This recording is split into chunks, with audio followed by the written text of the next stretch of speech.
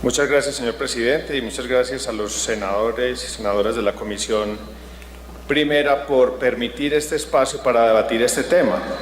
Celebramos desde el gremio hospitalario que se haga en este recinto, porque este es un asunto que ya superó la cuestión netamente sectorial del sector de la salud y la cuestión netamente técnica. Este es un asunto que requiere la intervención de la alta política y es muy probable que sea el primer problema que se deba resolver en el siguiente gobierno, el mal funcionamiento del sistema de salud. ¿Qué queremos nosotros decir como gremio hospitalario?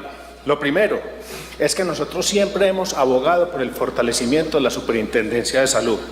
En todas las reformas hemos pedido más recursos, más modernización. Hemos abogado por los cambios en la forma de gestión.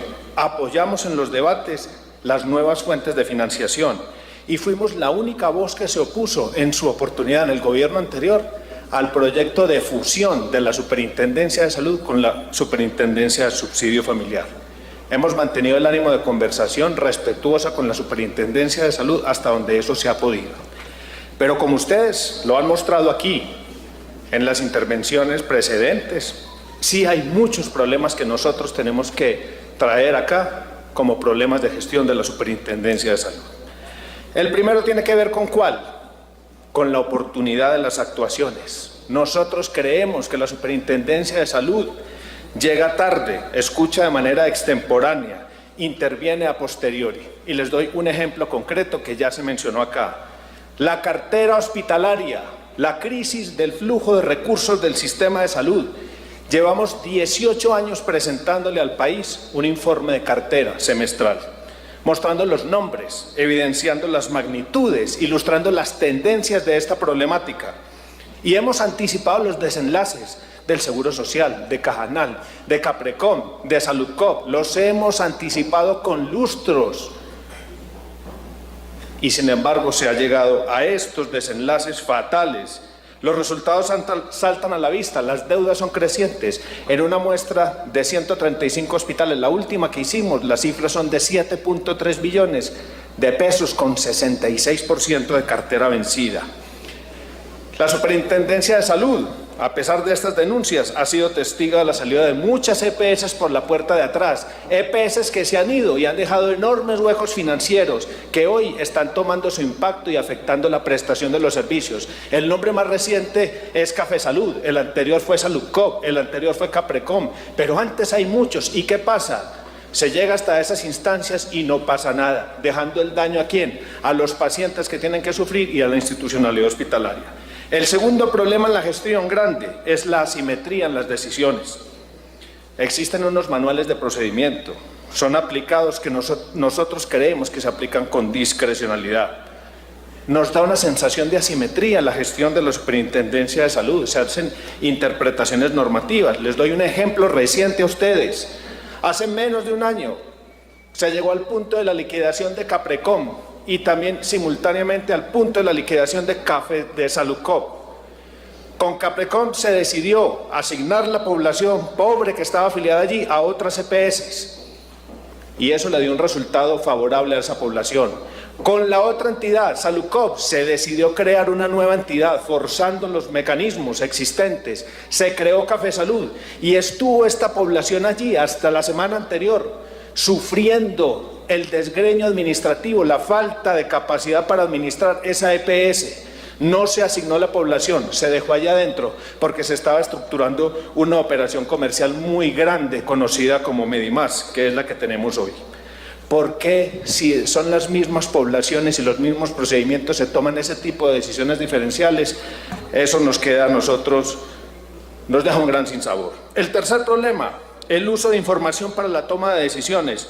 Constantemente la Superintendencia solicita información a sus vigilados. Nosotros se la entregamos y las otras entidades.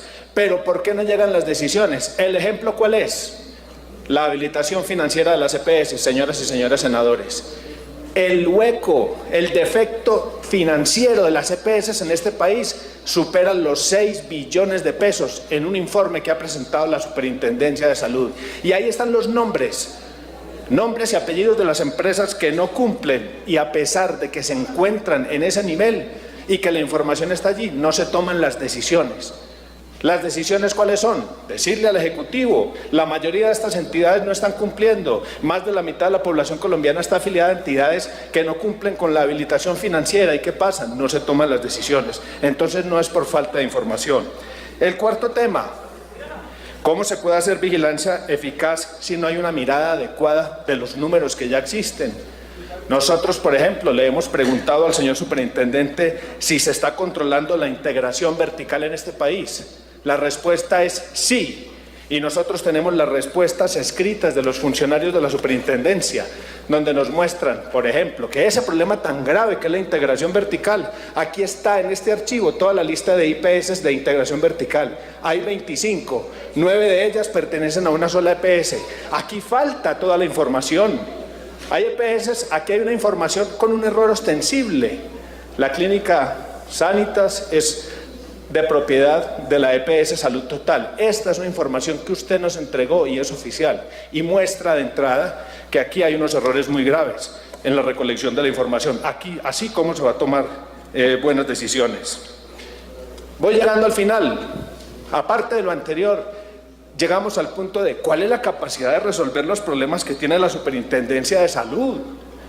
Nosotros creemos que si bien hace la labor de inspección, no es capaz de tomar las decisiones y muchos de los agentes infractores crónicos ya no le tienen temor. Miren los asuntos de cartera, los asuntos de calidad. Nos llevan constantemente a mesas de conciliación, a mesas de trabajo, que se convierten en una nueva excusa para aplazar y alargar los plazos de cumplimiento de la normatividad. Esta es una entidad a la que no le tienen temor los infractores. Yo creo que muchos piensan que es más barato pagar una multa que cumplir la normatividad.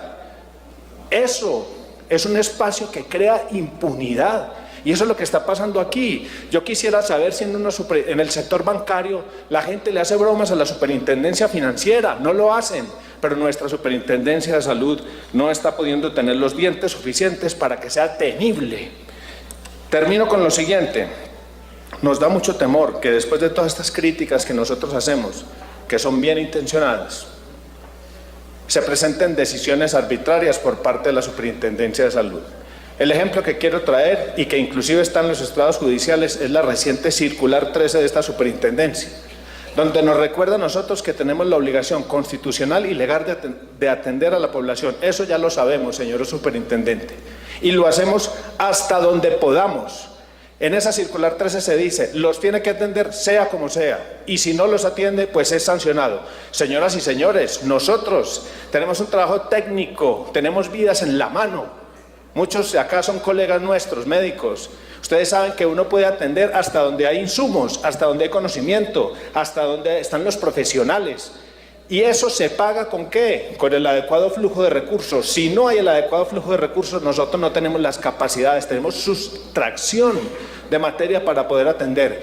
Y ahora resultamos sancionados. A nosotros nos parece que esa fue una decisión arbitraria. Coincido con el remate del doctor Serpa. Creemos que hay muchas cosas por mejorar. Esto no está funcionando bien. Nunca antes habíamos llegado a un panorama así. Unos usuarios y unas instituciones hospitalarias expósitas frente a la autoridad de vigilancia y control.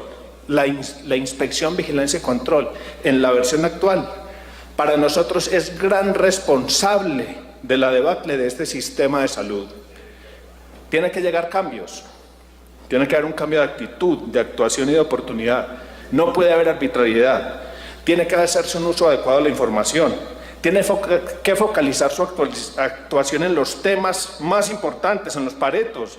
No puede entenderse como parte del gobierno. La Superintendencia de Salud tiene que actuar como un par o como una contraparte. Cuando ve que las cosas no funcionan, tiene que decirle al gobierno, hay que cambiar la política, pero tiene que aplicar la normatividad que existe. No puede ser una dependencia más del Ejecutivo. Ese es uno de los puntos centrales que se tiene que cambiar. Tiene que ser justa, tiene que ser temible e inflexible, pero sobre todo tiene que evolucionar. Señoras y señores, en el próximo gobierno, esta entidad tiene que avanzar y convertirse en una central de inteligencia que sea capaz de coger algunas de las competencias que tienen otras superintendencias, como la de Industria y Comercio, como la de Subsidio Familiar, como la Contraloría, como la Contaduría General, y que sea capaz de, con esa información, llegar a tomar una mejor decisión para el bienestar de todos los colombianos. Muchas gracias, señor presidente.